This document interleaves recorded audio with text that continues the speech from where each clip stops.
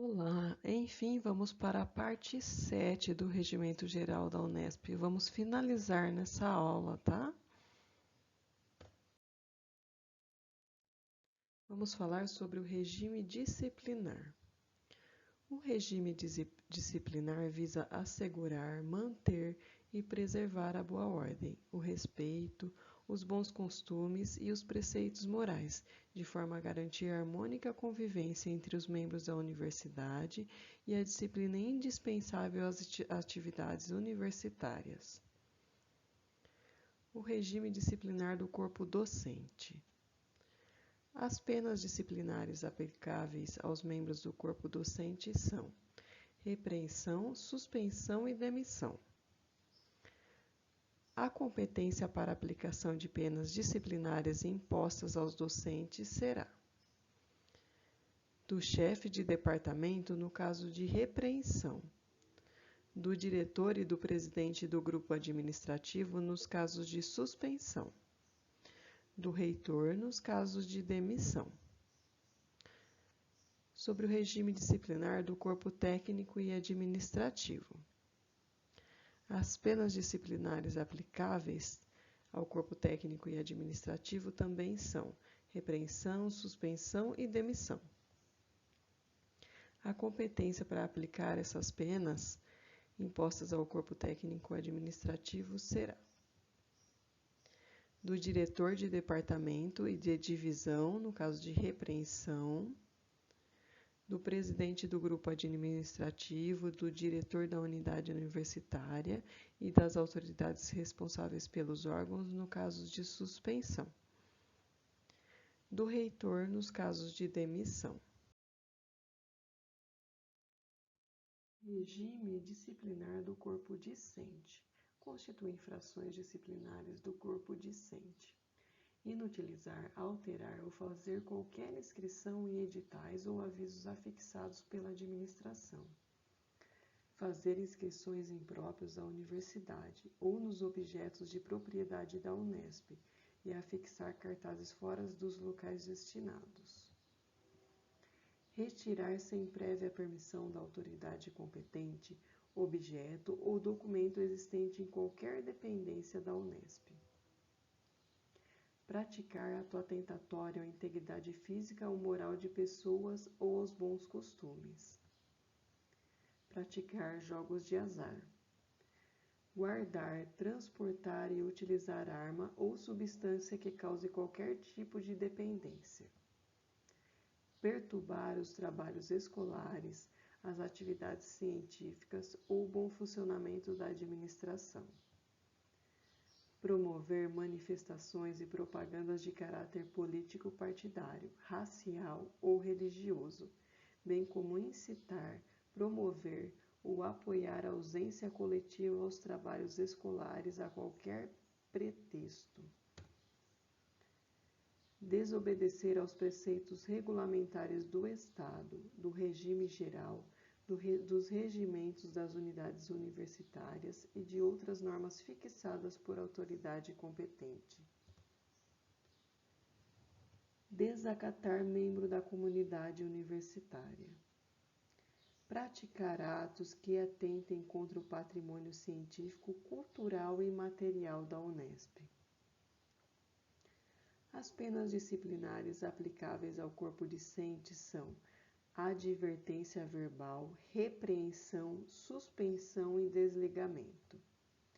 A competência para a aplicação das penas disciplinares impostas ao corpo discente será do chefe de departamento no caso de advertência verbal, do diretor no caso de repreensão e suspensão, do reitor nos casos de desligamento.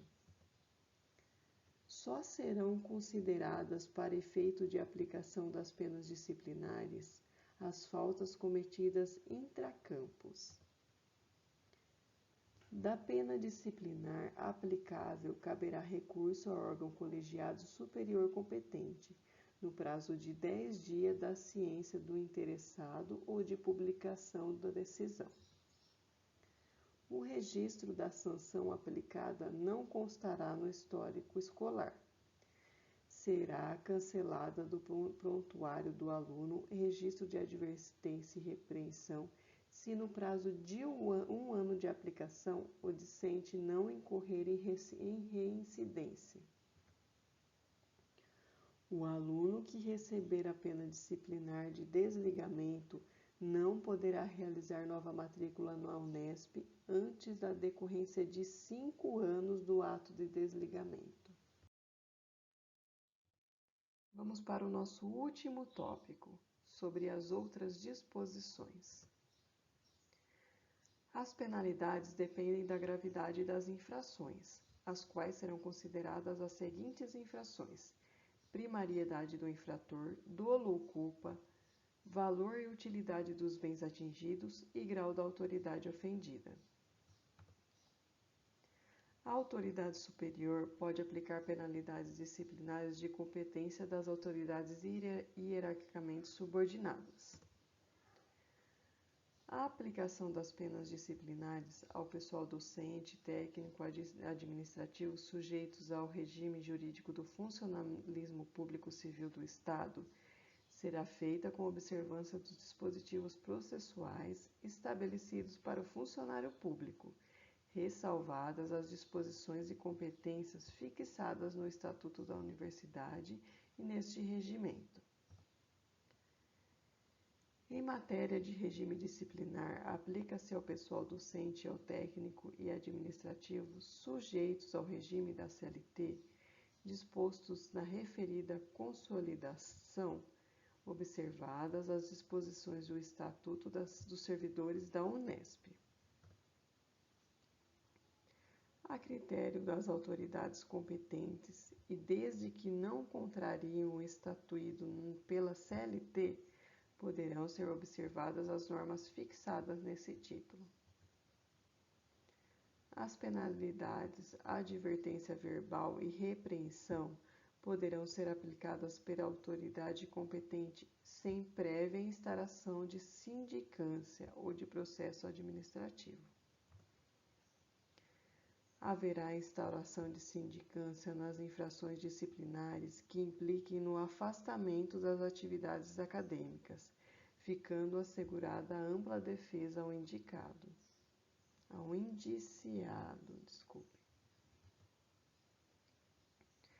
A sindicância será composta por 3 elementos, designados pela autoridade competente, que deverão apresentar relatório após o término dos trabalhos.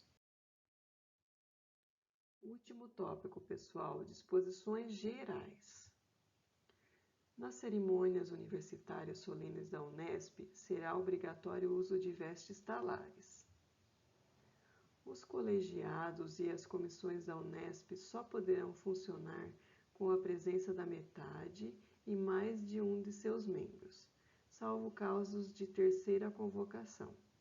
As deliberações serão por maioria simples de voto, exceto os casos dispostos de modo diferente pelo Estatuto, por este regimento e pelo regimento próprio. No caso de convocações consecutivas, será respeitado o intervalo mínimo de 24 horas. As reuniões dos colegiados não são públicas, exceto as solenes. Nas eleições para representação junto aos órgãos colegiados, os representantes serão eleitos com seus respectivos suplentes. Não será permitido o voto por procuração. O docente que deixar de pertencer à categoria que representa nos colegiados da Unesp perderá a representação para o qual foi eleito, sendo substituído pelo seu suplente. Cabe recurso das decisões nos seguintes casos: dos diretores do departamento e das divisões administrativa e de outras autoridades de igual nível a imediatamente superior, dos chefes de departamento aos diretores de unidade universitária, dos diretores de unidades universitárias às congregações, dos presidentes de grupos administrativos, das congregações e das autoridades responsáveis pelos órgãos ao reitor, do reitor ao conselho universitário. O recurso será interposto pelos interessados no prazo fixado, constados da data da decisão a recorrer. Inexistindo prazo para interposição, ele será sempre 10 dias, sob pena de ser considerado preclusa a matéria. O recurso deve ser formulado por escrito à autoridade ou órgão cuja deliberação se recorre, em petição fundamentada, com razões do pedido de nova decisão. Os recursos serão sempre recebidos com efeito devolutivo, salvo quando a autoridade recorrida julgar por bem recebê-lo, também com efeito suspensivo. A autoridade ou órgão recorrido poderá reformar sua decisão no prazo de 15 dias. Se não o fizer, remeterá nas 48 horas seguintes, com ou sem razões de manutenção do despacho, o recurso à autoridade ou órgão competente para apreciação.